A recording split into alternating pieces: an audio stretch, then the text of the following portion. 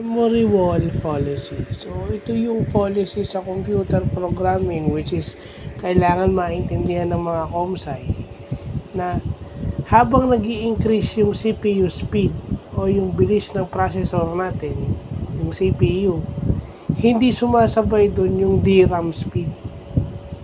So, kung mabilis yung CPU, mabilis yung processing power ng CPU mo, pero yung DRAM mo is mas mabagal, ang nangyayari is idle. Nagiging idle yung CPU mo at that time.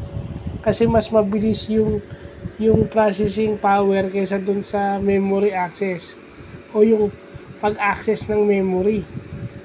At syempre yung separation between the memory, the RAM, and the CPU, yun yung crucial factor. So, yun yung dapat maintindihan natin.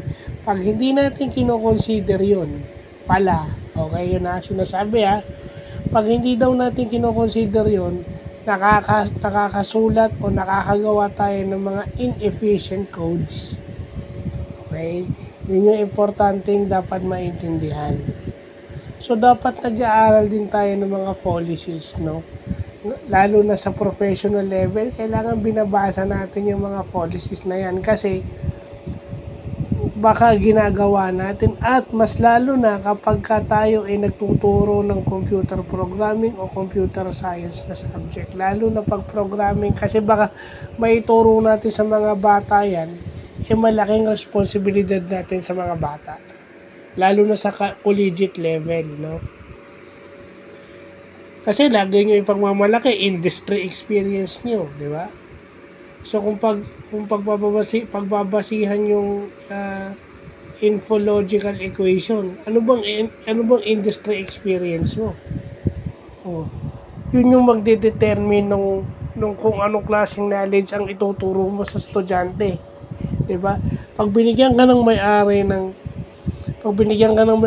school o binigyan ka ng opportunity na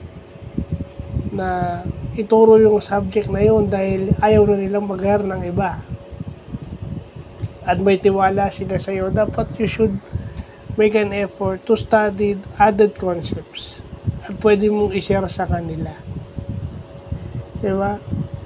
Actually, kung kailan ako hindi humahawak ng computer, tsaka ko pa to na pag-aralan, diba? So mabuti na lang din na pag-aaralan ko to.